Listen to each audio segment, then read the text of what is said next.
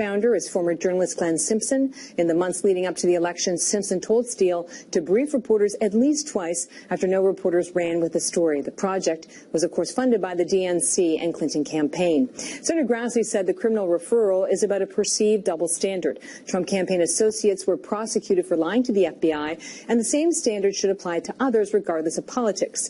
Tonight, a senior Senate Democrat, Richard Blumenthal, called the referral partisan and said the Russia investigation was triggered by information entirely separate from the dossier. Tucker. Catherine Herridge, thank you very much for that. Philippe Reines was a longtime advisor to Hillary Clinton, and he joins us tonight. So, Philippe, we've been doing this Russia story for more than a year. I paid pretty close attention. I keep a running list of things we have learned.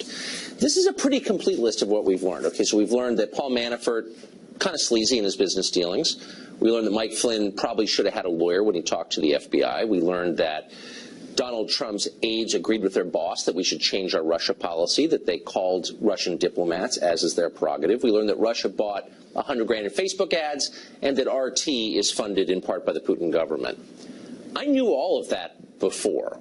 Where's the collusion part that justified this whole exercise? Well, that's the part that Robert Mueller is still looking at. And I don't know why looking at this a year is some kind of crazy long time. Look at Whitewater.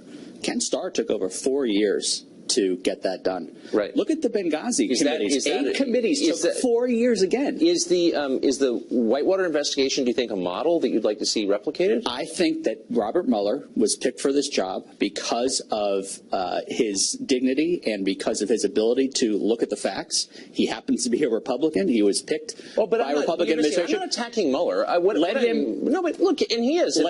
You haven't seen this show call for him to be fired or anything like that. I'm more interested in the partisans who've been barking like dogs for the last year about how Russia's subverted our election, our democracy itself is imperiled, Donald Trump was in league with Russia. You know, if any of that were true, I'd be upset about it. None of that turns out to be true, and no one is admitting that they were wrong. It was all a lie. And someone should admit that. There are two. I don't think that that's true. There are two things here. There is whether Russia meddled in our election, and there is whether Donald Trump's campaign had anything to do that. This is what Robert Mueller is looking at, the collusion part. Let's give him time. He's following the facts. He obviously found something. Mike Flynn, the president's first national security advisor, pled guilty. And not just because he didn't have a lawyer. What did he plead guilty to? Hold on, slow down, stop. What did he plead guilty to? Did he plead guilty to perjury? He pled guilty to lying. Look, I'm not here to defend the impeachment of Bill Clinton or the Whitewater investigation. You lived through both of them, and I think they would have given you a keen appreciation for how far afield these investigations can go and the costs to the American public, not just financial either, to those investigations. So I guess that's kind of the point I'm making. If there's collusion, this whole thing. What about Benghazi? Benghazi went on for 4 years, 8 congressional committees, all held by Republicans. Here's my point. I don't remember anyone listening. Look, I'm not here to say that the Benghazi investigation bore fruit. My point is, so I've gotten 2 admissions out of you tonight. No, but I've never said anything other than that. The charge here is that the Trump campaign colluded with a foreign government to subvert the democracy of the United States. That's treason. That is a charge that was repeated by a lot of leaders on the Democratic side in Congress, not just crackpots on the internet. And Steve Bannon. And maybe Steve Bannon, too. And there's no evidence of it. And isn't it time now for people to start demanding, like, shouldn't we have evidence to back up the outrageous claims that we made? We don't know what Robert Mueller does or doesn't know. He's doing his job. His job is not to tell us it is just Mueller. It's the entire American press corps. No, but nothing else matters right now except for Bob Mueller. This is his job, is to get to the bottom of it. Does it bother you? Look, in the end, it bothers me that we won't give him the time and space to do his job. He's had a lot of time and total space. I mean, he's had an unlimited budget. He can hire whomever he wants. He's under statutorily. There's no expiration date on this. Exactly. That's the point. But people under investigation, targets and subjects, of course they don't like it. But look, as an American, you don't get to choose who's lived through this yourself, would it bother you if at the end of this investigation you get people for crimes committed before the campaign, like Paul Manafort, or you get people like General Flynn, who got caught in a misstatement with the FBI and gets a perjury charge, but there was nobody charged for the core allegation so far. Collusion. So far. Do you believe that someone will be charged? I believe we're going to find out because we're going to give Robert Mueller the time, or he's going to take the time. And there's a difference between Manafort and Flynn and Papadopoulos. These guys, Flynn, what he did was immediately before the campaign and during the campaign. Papadopoulos was during the campaign. These are not 10-year-old charges like they are for Manafort. Charges them. Look, I'm not here. The Papadopoulos kid, the Model UN guy. He's fetch Kafiva for people. I mean, let's be real, okay? Flynn was a real guy. He was a key foreign policy advisor to the president. He was national security advisor for 23 days. That's exactly right. And a key foreign policy advisor on the campaign.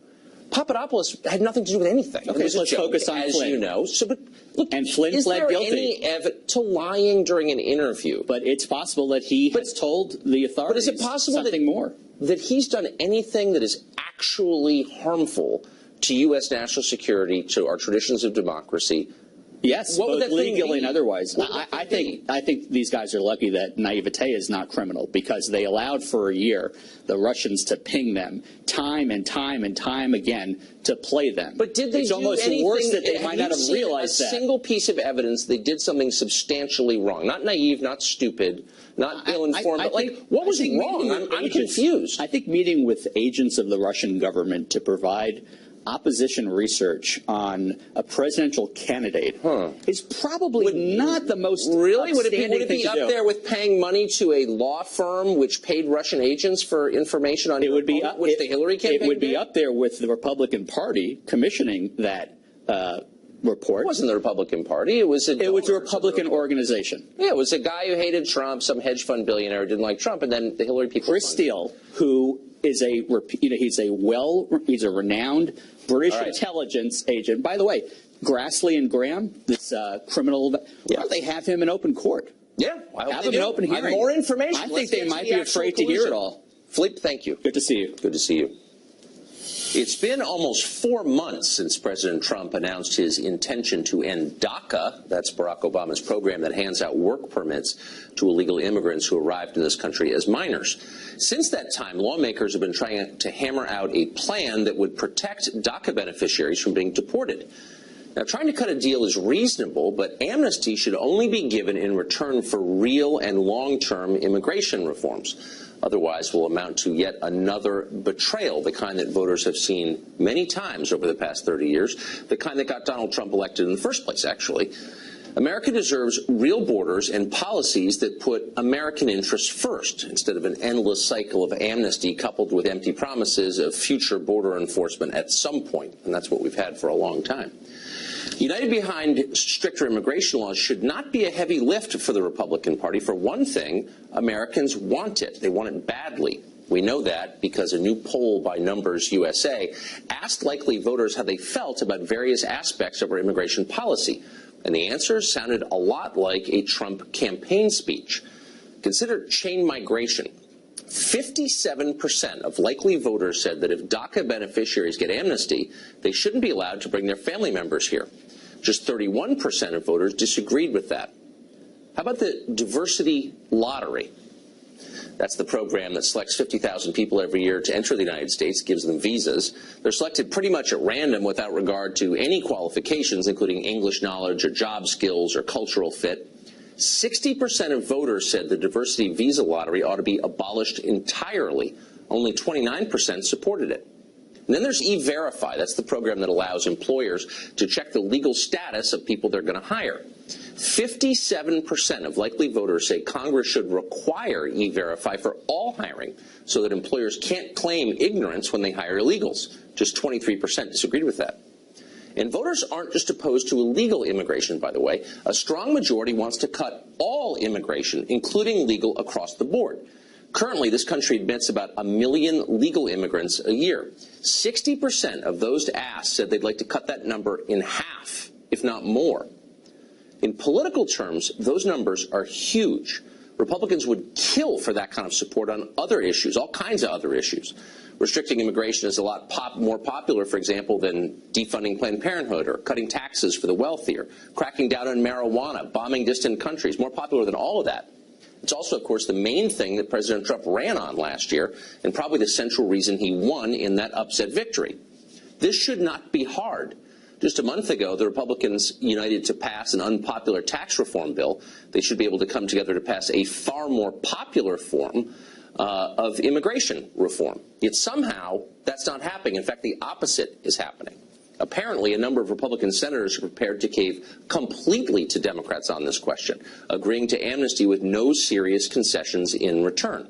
One proposal would simply delay chain migration rather than ending it, while expanding the scope of the amnesty for DACA recipients and reallocating diversity lottery visas to a different class of unskilled immigrants. Not only would a deal like that hurt the country, voters have said very clearly again and again they don't want it. And this is a democracy after all, or at least it was. You have to listen to what voters want if you're a lawmaker. If you see that kind of deal come out of Congress, and you may, the Republican Party is done. It's over. It's toast. It'll be a short epitaph, too. Suicide. Congressman Sean Duffy is a Republican representing Wisconsin, and he joins us tonight. Congressman, thank you for coming on. Hey, Tucker, it's good to be with you. Happy New Year.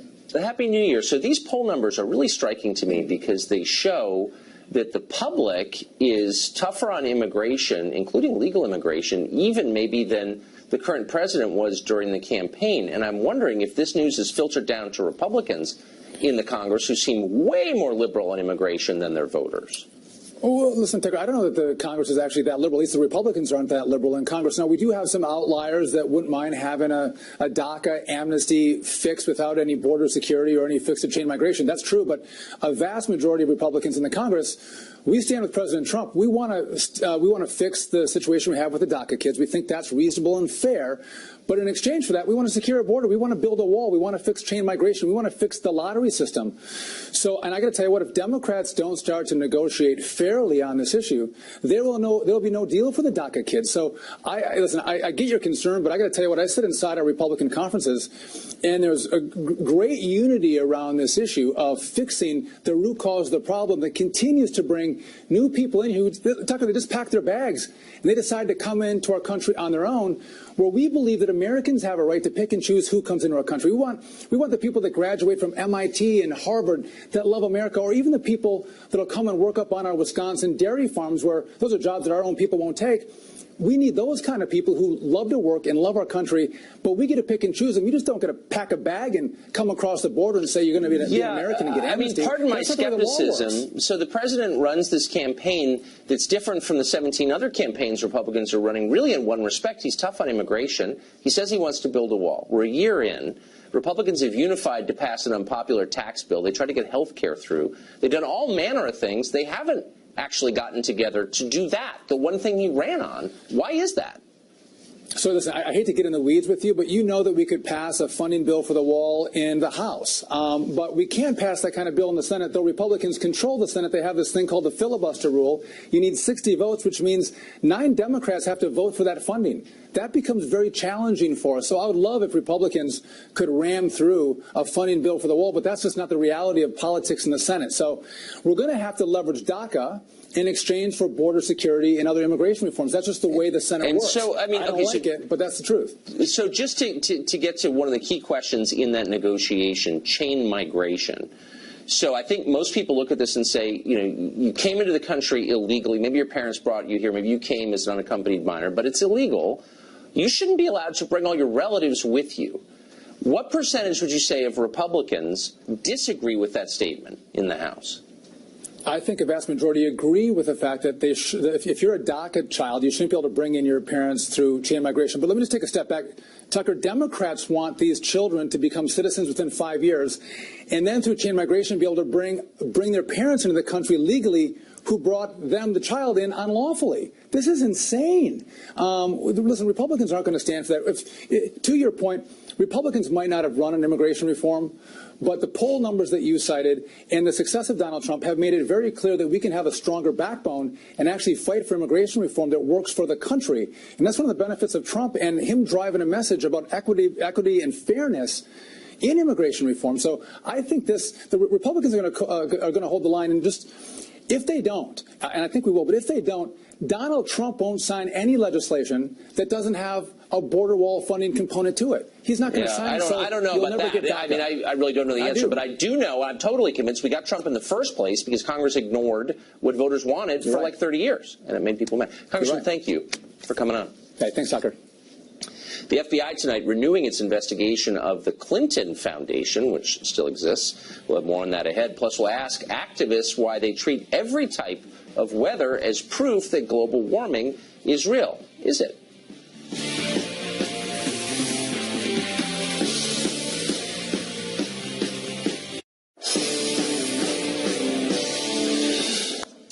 So we're in the middle of something called the bomb cyclone weather event. Not clear to come up with that name or what it means, but here we are. It sent temperatures plunging all over this country. The severe cold has prompted assertions that it is the product of global warming. Claims like that are a recurring theme in American life in recent years. The speed that climate change is happening is caused by humans. Instead of happening on timescales of millions of years, or let's say 15,000 years, it's happening on the timescale of decades and now years. Should have mentioned climate change as a national security threat, because it is. Why then is the Arctic ice shelf melting? Why are the sea levels rising? Why are the hottest temperatures in the last decade essentially the hottest temperatures that we've seen on record? It does seem like climate change is happening faster than we thought in some ways. It seems societally that maybe we're more vulnerable than we thought. The entire North Polar ice cap during some of the summer months could be completely ice-free within the next 5 to 7 years. So in case you're keeping track at home, low temperatures are proof of global warming. So are high temperatures, heat waves. Also hurricanes are, but droughts are too. So hot or cold, wet or dry, all of it is proof that human activity is making the climate hotter. The question is there any weather phenomenon that doesn't prove global warming? Josh Fox follows us carefully. He's a documentary director and environmental activist, and he joins us. Josh, thanks for coming on. Tucker, it's great to be on again with you. Thank you. You said everything that you just said was true. That was amazing. You had like a whole run there. Let me just say at the outset, I'm not here to debate you. I don't really know what my position is. I'm open-minded because I believe in science, and I think that evidence ought to lead to conclusion, not the other way around. That's miraculous. But why wouldn't I be a little bit confused if people say that hot temperatures are a sign of global warming? Now they're saying cold temperatures are, wet conditions are, but also dry conditions. How can that all be true? Again, you're not really stating it correctly. I think what people are saying about the bomb cyclone is it is a similar weather event to a hurricane, which is true. What climate change does as a result of warming is it increases the extreme weather events, right? Extreme cold, extreme hot. But in this case, we're talking about extreme storms, right? Hurricane Maria, Hurricane Irma, Hurricane Harvey. These were unprecedented and incredibly disastrous events in terms of the climate, and this bomb cyclone is very similar. Now, in the scientific terms... Wait, just to stop. And I just want to make sure I have this right. And I want to make it clear, you're not a scientist, so be sure not to patronize me. Just give me a straight answer. I was told for the last 15 years that global warming, its main result was higher temperatures. So can you see why I'm confused? We are seeing higher temperatures. So, but if this turns out to be an unusually cold year, and it looks like it may, how can that also be? It's cold in New York. It's cold in New York. You're in New York. I'm in Louisiana. And in fact, yesterday I was in St. Thomas where it was 80 degrees. And that's the point. The hurricanes and the cyclones start with a warming Atlantic. When the Atlantic Ocean is warmer, it evaporates more water into the air. When you have more water in the air, more water comes down. So you saw this huge deluge with Harvey. You saw all of this wind and rain with Irma and Maria, and now you're seeing huge amounts of snow because of the warming temperature in the Caribbean. Wait, but I'm confused. So we're seeing a lot of snow. Florida, right? We know that, right? But it was just, I'm not sure what we know. I'm explaining to you the science. Now, you asked me about science, right? So I'm explaining to you the science. I don't know how much you know about science, and I know that I don't know much about science. Well, I have a map right here of the whole world temperatures, right? Now, you see the blue right there, that's North America. That means it's colder than average. But if you look at the rest of the planet, it's warmer than average. That means when you talk about global warming, you look at the entire globe. Okay, not just New York City. But it's like, you can say, I live in New York City, so it's colder in New York City. That's not an argument. That's why we keep records. That's why the Farmer's Almanac keeps track. I get it, but let me just ask you a question. You're filibustering because I think you're fearful of answering a straightforward question. And so here's one. So it was 4 years ago, the New York Times, in a piece that I remember reading, predicted, and I'm quoting, the death of snow because of global warming. Global warming was going to end snow in the United States. Then, 3 years later, we had record snows. That was last winter, and they said another effect of global warming. During that same period, they wrote a piece saying that the overabundance of ice in Antarctica was a sign of global warming, and then 3 years later they say a lack of ice is a result of global warming. First of all, what you're saying is absolutely not true. Well, it is true. I can cite it right here. It's not true, Tucker. It's not true. And listen, let me tell you something. Well, what's the not reason true why about I care about? Can I tell you the reason why I care about this? No. I want to get specific. I don't want to get general. I just spent the entire Christmas holiday on St. Thomas, which is a town that was an island that was completely ravaged by Hurricane Maria and Irma. There are people who have no electricity. There are people who have no home. There are people who lost loved ones. You're lying over and the reason why people care about climate change. You're making a general statement. I want to be very specific. Your question is nonsensical, Tucker. Your question has no basis in science. You're saying, oh, well, we have one article here and one article there. What I'm trying to point to saying that the same people are making contradictory claims. Global climate records. And the reason why I'm on your program right now is because over this last decade, I've been exploring fracking and exploring and investigating climate change. Why? Because I don't want people's children in harm's way. I don't want our military in harm's way. Now you're making what you're doing is calling attention to your own moral virtue. You've departed science. I'm asking you specific questions. In the Trump administration believes all of you guys immediately go when asked a simple question. You go to, I'm a good person. I care. Like I asked you the last time, do you understand the science behind climate change? Do you understand? It's too frustrating. Thank you. Tried to get an answer. Couldn't.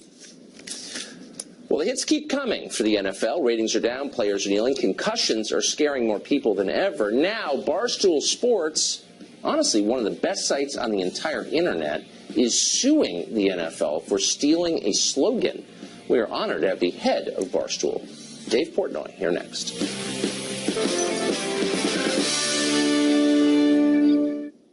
Another installment tonight of Drugged. That's our ongoing look at the opioid crisis that is killing more Americans than the entire Vietnam War did every single year. Percocet is one of the more popular opioid painkillers and one of the most commonly abused. The musician Prince was addicted to Percocet. It almost certainly contributed to his eventual death from a fentanyl overdose. Percocet is a legitimately dangerous drug, and yet in recent years, popular musicians have begun promoting the abuse of it. Last year, for example, the rapper Future released a song called Mask Off, which mentions Percocet no fewer than 18 times, and not in a critical way. The song peaked at number 5 in the Billboard charts. Its music video has received more than 230 million views on YouTube. In effect, it's an ad for Percocet aimed at a very young audience, and it's far from the only one. The song Gucci Gang by Lil Pump, Grammys by Drake, we could go on. You may not listen to that music yourself, but your kids and grandkids likely do. Imagine if this were happening with cigarettes. A top 5 hit telling kids to smoke Newports, for example. People would be horrified, and rightly so. R.J. Reynolds, which makes Newports, would respond immediately. There would likely be congressional hearings into the effect on children's health. But when artists promote Percocet, no one in authority seems to notice. That's odd, considering that opioid overdoses kill far more young people than cigarettes do. In a lot of places, they kill more than car crashes and gunfire, too. Drug ODs are the leading cause of death for Americans under 50. Endo Pharmaceutical owns the trademark for Percocet. They profit from its sale. The company has to know that recording artists are promoting their product to kids. How could they not know that? Yet they've said essentially nothing about it. They haven't attacked any performer for pushing Percocet. They haven't threatened legal action either, though a lawyer we spoke to today said that Endo would have a real case. We contacted Endo Pharmaceutical about this afternoon. They responded, but only with mindless boilerplate that didn't address the question we asked. Here's part of what they said.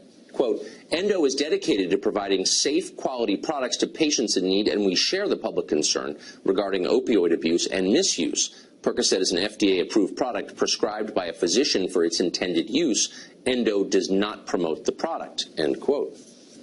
Well, there's at least one honest line in there. Endo does not promote Percocet. Rap stars do it for him. Well, it hasn't been a great year for the NFL. Ratings are down. Protests are widespread. The president is hostile. Yesterday, the president tweeted a picture of a woman mourning by the grave of fallen soldiers and wrote this, so beautiful, show this picture of the NFL players who still kneel. Now the NFL has a lawsuit to worry about, too. Barstool Sports, one of the great sites of the Internet, is no friend of the league. They're banned from Super Bowl media days. They were once arrested, some of the reporters were, for protesting outside the NFL headquarters in the wake of the Deflategate controversy. Now Barstool says the NFL stole their slogan, Saturdays are for the boys, and used it to hawk team shirts. Dave Portnoy, El Presidente, is the president of Barstool, and he joins us tonight. Mr. Portnoy, thanks for coming on. Thanks for having me. So what's this lawsuit about? Well, the NFL put on a whole line of T-shirts out that we feel directly infringe upon our Saturday for the Boys trademark. And the NFL has no problem suing everybody when they think they've even sneezed at what they're doing. So we decided we'd fight back on this one. Did they give you a heads up before stealing your slogan? They did not. I think that would ruin the steal. No, we just saw them. We were surprised by them. And then we sent the cease and desist out. I mean, the NFL is one of the biggest commercial operations in the world. You're a website. Why wouldn't they just pay you for it? Apparently they thought they could just take it. Or they didn't think we'd notice, possibly, which I don't know how it's possible because we hate them and they hate us. They arrested your reporters. Why'd they do that? So we were protesting Tom Brady, the 4-game suspension he got because we didn't think there was any due process. He wasn't found guilty. And Roger Goodell at one point said he'll talk to the media at any point. So we went and tried to talk to him when he wouldn't meet with us. We handcuffed ourselves to each other in the parking lot, as you see there. And then we got hauled off to jail. Was it worth it? It is now. It's worth it now. When we're in jail, jail's pretty bad. I'd never been in jail before. So if you ask me during jail, I say no. Post-jail, yes. Yeah, it changes a man. You got to do the time. You can't let the time do you. Yeah, it hardens you up. It does. So let me ask you a broader question, since I read your site and I admire it. I'll admit it, not to be a fan. Nothing to be ashamed of. Is it tough to run a site like that? Your site's popular because it's honest, actually. Totally honest, inoffensive, and irreverent. Is it hard to run a site like that right now, where you're not allowed to be honest and everyone's required to lie about everything all the time? It's getting tougher. I'll give credit to, the people. I've been running it for a while, and I sold half of it. They like the voice. They like the authenticity, and that's what works. So we just stick with it. But it is more tricky because no matter what you say, there's somebody who's going to, bang their fist, scream, whatever. So it makes it a little more complicated. They say, they pay you all this money because they say they like the voice, and they probably secretly do. But then when people complain, companies don't stand up for editorial freedom in this environment, do they? Do your corporate masters really stand firm against complaints? Yeah, they really do, because for the most part, we're able to monetize through our audience, and the advertising is great. The advertising is what is at the core of everyone crumbling, basically, for the most part. You're worried about losing that. Our revenue stream is made on T-shirts and events and speaking to our consumers directly, so that gives us some more freedom than maybe other companies.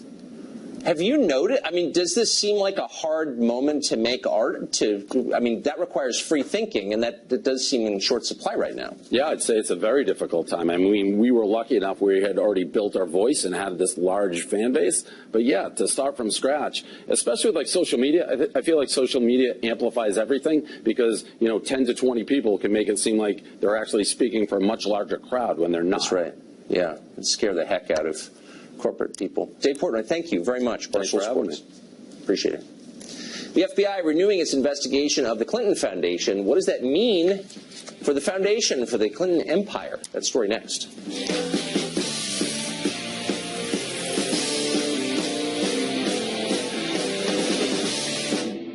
The FBI tonight taking another look at the Clinton Foundation, searching for evidence the foundation may have taken donations, brace yourselves, in return for political favors. Trace Gallagher has more on that story. He joins us tonight. Hey, Trace. Hey, Tucker. Fox News has learned the U.S. Attorney's Office and FBI have been looking into the Clinton Foundation for months. They're focused mainly on pay-to-play politics, and we're told a key witness was interviewed in December dealing specifically with any comparisons between donations to the Clinton Foundation and government actions while Hillary Clinton was Secretary of State. That's the first investigation. There is also Hillary Clinton's private email server. The Hill has now published a report featuring former FBI Director James Comey's original draft on the investigation, which uses the term gross negligence and says there was evidence Clinton committed a felony. Anti-Trump FBI agent Peter Strzok reportedly softened the language in Comey's draft so Clinton could avoid criminal charges. The DOJ is exploring whether to reopen the probe. The Justice Department is also asking FBI agents to explain evidence gathered in the now dormant Uranium One investigation. The DOJ is deciding if a special counsel might be needed. Uranium One is the 2010 transaction where the Obama administration allowed the sale of U.S. uranium mining facilities to Russia's state-run energy giant. The Hillary Clinton-led State Department was among the 9 U.S. agencies that approved the deal. Finally, there's a potential probe into allegations the Obama administration tried to secure the Iran nuclear deal by ending a federal investigation into the Iranian-backed terror group Hezbollah. But ending the investigation reportedly led to Hezbollah trafficking hundreds of millions of dollars of cocaine into the U.S. and building up their base of terror. Hillary Clinton was Secretary of State at the time. The Clintons claim these are all efforts by Trump to divert attention from Robert Mueller's special counsel. Tucker. Trace Gallagher. Thanks a lot, Trace. Congressman Matt Gaetz is a Republican who represents the state of Florida. He joins us tonight. Congressman, thanks for coming up. So, I don't know if you can hear me, Congressman, but if you can. I got you, Tucker. Just heard you. Excellent. Thanks. So the Clinton people are saying, look, you know, Hillary Clinton has been a private citizen for a long time. She's been out of politics, in effect, for a year. Why now? What's the significance of these, do you think, for the rest of the country? There may have been acts that occurred at the State Department as a consequence of bribes paid to the Clinton Foundation, which are creating an ongoing security concern for the United States of America, Tucker. Take, for example, the Hezbollah story you just mentioned. It's not just cocaine that's being trafficked. You've got Hezbollah working in common cause with narco traffickers in South America to move opium, to move heroin, to move people into the United States. And the investigation that was going on to degrade these networks, to degrade the collusion between Hezbollah and South American narco traffickers was smothered by people at the Justice Department, and there is a suspicion that the State Department, led by Hillary Clinton, had a role in limiting the American people's access to information about Hezbollah being funded and their operations in this country because they wanted the Iranian nuclear deal so bad they didn't want us focusing on the fact that Iran has funded over 100 mosques in South America to recruit people and then to send them to the United States to do harm. So that's one of the investigations into that, and it does seem, if true, first of all, it's hard to defend, but second, it has obvious national security implications for this country. Tell us about the investigation, to the extent we know much about it, into the Clinton Foundation. Well, the accusation is that the Clinton Foundation was merely a money laundering operation where people paid in order to have access to the State Department, and there were notations on particular documents and bids where people would write FOB, friend of Bill, which means those were donors to the Clinton Foundation, and as a consequence, they were given special treatment. That's the type of thing that we have to know about now, not to exercise some revenge on a defeated presidential candidate, but to ensure that we don't have people right now acting as vendors on behalf of the United States of America, not as a consequence of their merit or what they can do, but because they're friends and potentially donors to the Clinton Foundation. Yeah, well, I mean, that whole operation was false from day one, obviously. Why is it taking so long to get these investigations underway? You know, we've been calling for this for over 5 months. 20 members of the House Judiciary Committee sent a letter to Attorney General Sessions saying that we've got to look into these things because of the ongoing security concerns. And finally now, we have Hillary Clinton dealing with investigations cascading down on her like it's a bomb cyclone. I think the day's coming soon, Tucker, when we'll be sending an I'm with her T-shirt to Hillary Clinton's cellmate. Yeah, I mean, so you think that she is criminally exposed, potentially? Absolutely. Look, if people were taking bribes and then as a consequence of those bribes engaging in actions that they would not otherwise be engaging in, that is a crime. You cannot do that in the United States of America, and we've got to go now and remedy the consequences. Take, for example, the subject of your show tonight, the opioid problem. If you had people trafficking and would have been found out otherwise, we've got to now go back and remediate the harm that the Clintons caused this country. Congressman Matt Gaetz of Florida, thanks for joining us tonight. I appreciate it. Thank you, Tucker. Math tests, English tests, privilege tests. That's right. School children now getting quizzed on their privilege and facing shame if they have too much, according to their teachers. The details next.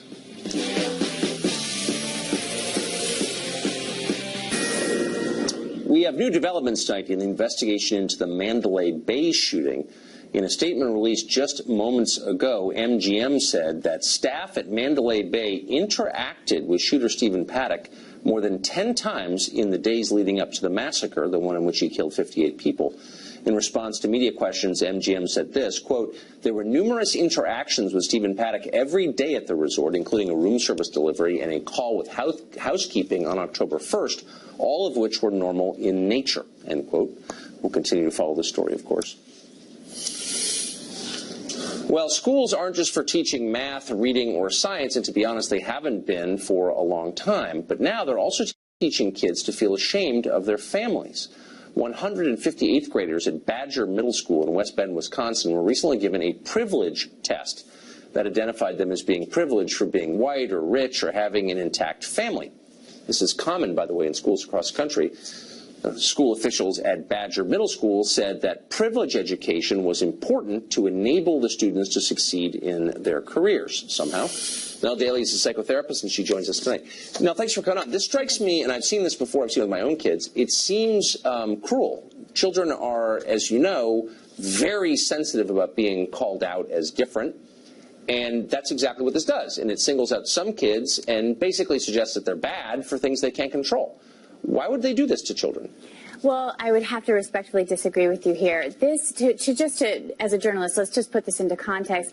They gave this test in an English class after the students read To Kill a Mockingbird.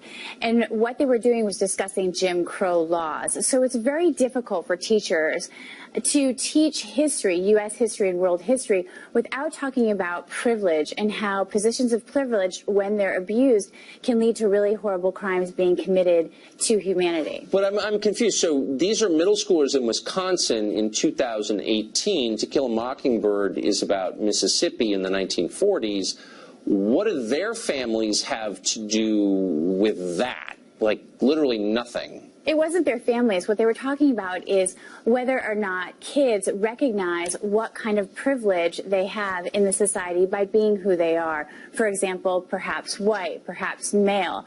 And it's teaching children that they need to have compassion for people who are on the other side of whatever they are, and to also not abuse that position of privilege moving forward in their lives. Oh, so they're scolding the kids for things they can't control, like their race or the condition of their family. I mean, by the way, isn't this... I don't believe anybody was actually scolded. And in fact, but the implication is, look, you have a special responsibility to be sensitive because of something you can't control. And by the way, absolutely. You really and Tucker, if we didn't teach children this at this point, right, then we're going to raise little boys who end up becoming producers and executives at large movie studios who then end up committing crimes against women like rape. We need to teach children how to be really compassionate towards other people and to be much more sensitive to not abusing their positions of power. How is this compassionate to single out little kids? They're not little kids.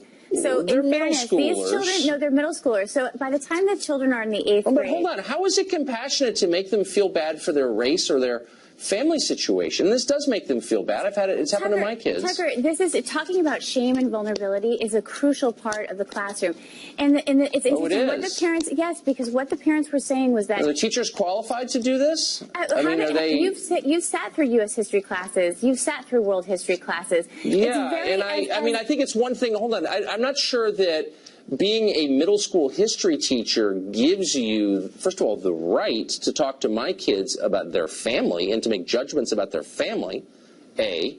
B, are they really qualified to navigate something this delicate? With a bachelor's degree in history give you the ability to do this, to tackle the nuances here effectively? I'm not sure. I'm not convinced. As a psychotherapist, I read the actual survey, and some of the questions, I agree with you, were a bit bizarre, and I didn't understand them. But asking children to recognize where they hold positions of power because of their race or their gender is really important, and it's very difficult for teachers I would correct you by saying it's really stupid, actually, because the idea that all people of one race